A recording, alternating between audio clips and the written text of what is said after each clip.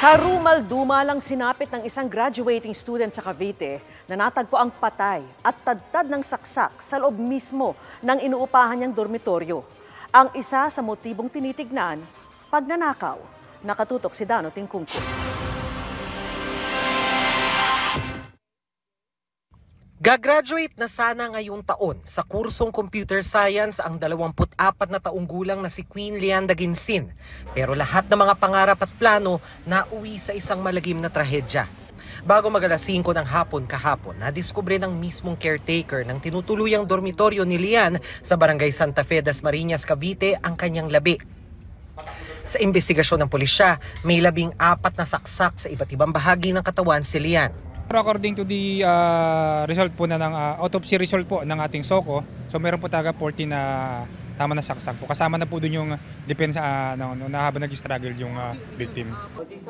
Ayon sa isang katiwala ng dormitoryo na hindi na namin papangalanan o ipapakita ang muka, pumunta raw sa dormitoryo ang ilang mga kaklase ni Lian at hinahanap siya dahil hindi raw ito pumasok.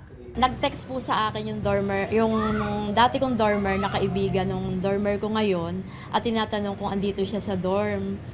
Sabi ko po ay hindi ko pa nakikita.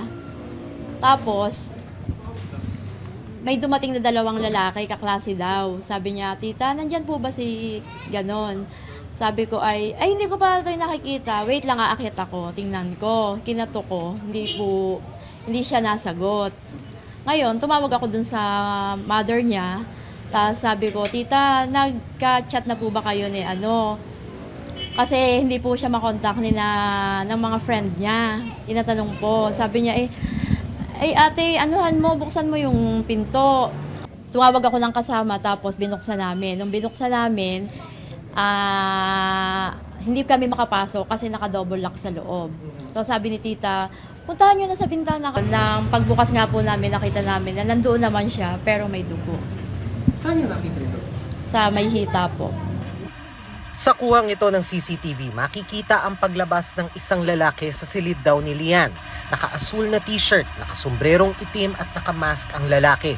Sa kanyang kaliwang kamay, may nakasukbit na hindi patukoy na bagay.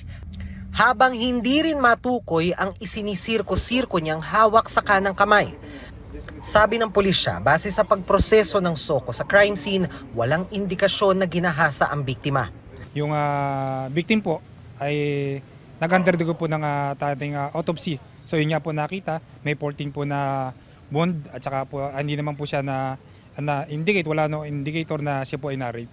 Nakita ko po yung robbery po, yung pagnanakaw. So maaari po na may mga aksidente lang na siguro nagising yung biktima. Initial investigation po sir, nakita po kasi natin yung mga gamit nila, yung lalo na yung personal cellphone nila, so wala po dun sa area.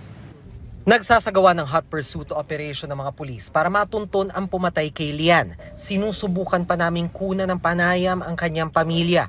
Sa isa namang pahayag, sinabi ng pamunuan ng De La Salle University Dasmariñas, nakikipag-ugnayan na raw ang pamantasan sa pulisya at LGU para dagdagan ng seguridad at police visibility sa campus. Gayon din ang pagsusuri sa mga dormitoryo malapit sa universidad. Sa loob din daw ng mga susunod na linggo, asahan ang pag-deploy ng safety marshal sa campus, mga dormitoryo at iba pang mga lugar na pinupuntahan ng mga estudyante. Para sa GMA Integrated News, Dano Tingkungko, nakatutok 24 oras.